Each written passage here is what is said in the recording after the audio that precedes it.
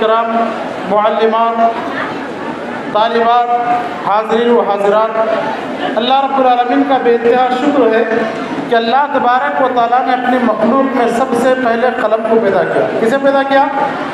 ذرا بیٹھ کے میرے سوالوں کا جواب دو۔ کسے پیدا کیا اللہ تعالیٰ اپنی مخلوق میں سب سے پہلے؟ قلم کو پیدا کیا، قلم کو۔ اور قلم سے کہا کہ اکتب، لکھ، تو قلم نے کہا اللہ میں کیا لکھوں؟ تو اللہ تبارک و تعالیٰ نے کہا قیامت تک جو کچھ آنے والا ہے سب لکھ۔ تو اللہ تبارک و تعالیٰ نے اپنے مخلوق میں سب سے پہلے قلم کو پیدا کیا، اور اللہ تبارک و تعالیٰ آدم علیہ السلام کو پیدا کرنے کے بعد سے ہی علم کی فضیلت کو بتا دیا۔ اور ہمارے نبی محمد رسول اللہ صلی اللہ علیہ وسلم ہمیں پیدا ہونے سے لے کر کے مرنے تک کے سارے حالات سے واقف کرائے۔ تو اللہ تبارک و تعالیٰ کے شکر کے بعد محمد رسول اللہ صلی اللہ علیہ وسلم پر اللہ تعالیٰ اپنی بے انتہا رحمت اور سلامتی کا نزول فرمائے۔ اس کے بعد میں ذمہ داران کا شکریہ ادا کرتا ہوں کہ آپ نے مجھے اس لائق سمجھا اور مجھے مدعو کیا۔ الحمدللہ میں نے دعوت کو قبول کر کے مختصر کچھ باتیں آپ کے سامنے رکھنے کے لیے یہاں پر کھڑا ہوں۔ میری ماں اور بہنوں اور میرے بھائیوں، مجھے جو عنوان دیا گیا ہے وہ ہے لڑکیوں کی تعلیم و تربیت میں والدین کا کردار۔ تعلیم ایک الگ موضوع ہے، تربیت ایک الگ موضوع ہے، یہ ذرا لمبا موضوع ہے، مگر وقت کی قلت کی بنا پر میں سمیٹتے ہوئے آپ کے سامنے مختصر باتیں رکھ کر کے اپنی بات کو ختم کروں گا۔ یقیناً اولاد والدین کے لیے آنکھوں کی ٹھنڈک ہے، اور ان کے دلوں کی ٹھنڈک ہے، ان کے نور نظر ہے۔ اولاد کی قدر و قیمت ان کو معلوم جن کے وہ اولاد نہیں ہے۔ تو اللہ تبارک و تعالیٰ کی ایک بہت بڑی نعمت ہے اولاد۔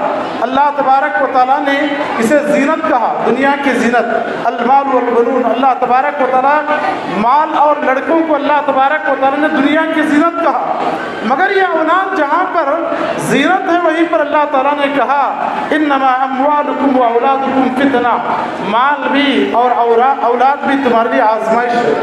آزمائش یعنی ان کو صحیح تعلیم دے، صحیح تربیت کرے تو یہ اولاد ہمارے لیے نعمت سے کم نہیں ہے۔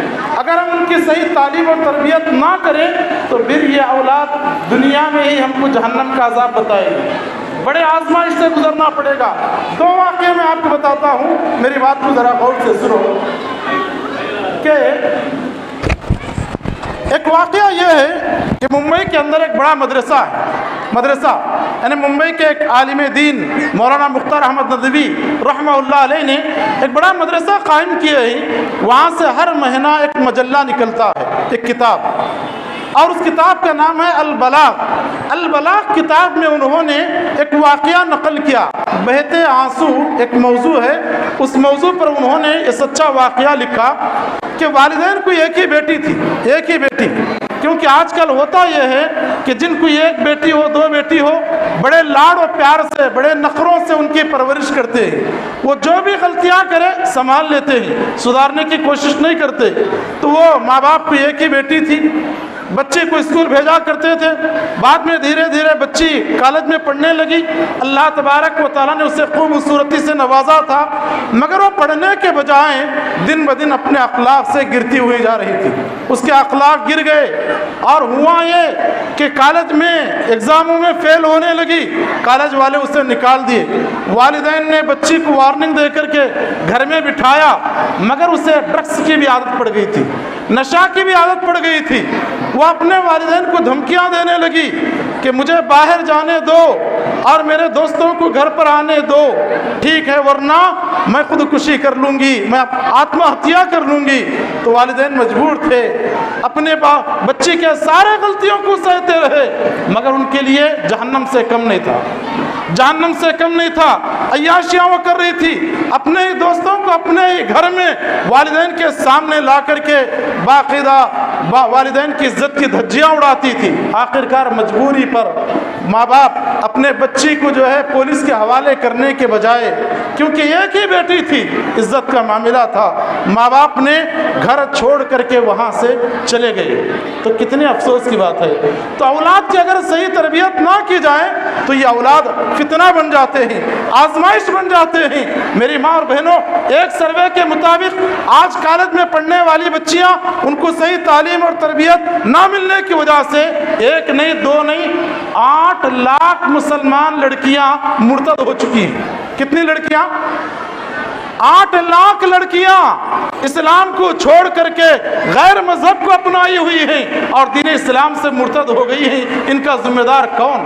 ان کا ذمہ دار وہ ماں باپ جو شان و شوکت سے اپنے بچیوں کو کالجوں میں چھوڑتا ہے، اور بچی جب کالج کی تعلیم مکمل کرتی ہے شادی کے موقع پر برائے نام قرآن پڑھاتا ہے۔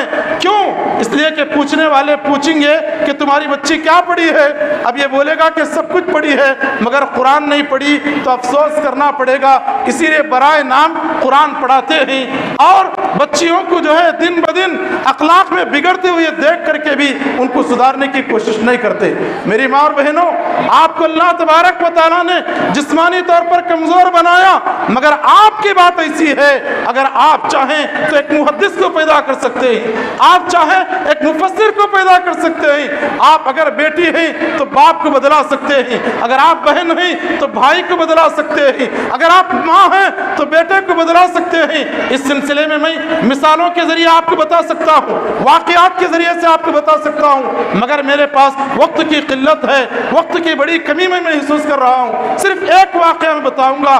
آج کالجوں میں پڑھنے والی لڑکیاں غیر مسلم نوجوانوں کے ساتھ چکر کاٹنے والی لڑکیوں کے لیے ایک عبرت کی بات میں آپ بتا رہا ہوں۔ ایمان کو کفر کے بدلے ایمان کا سودا نہ کرو۔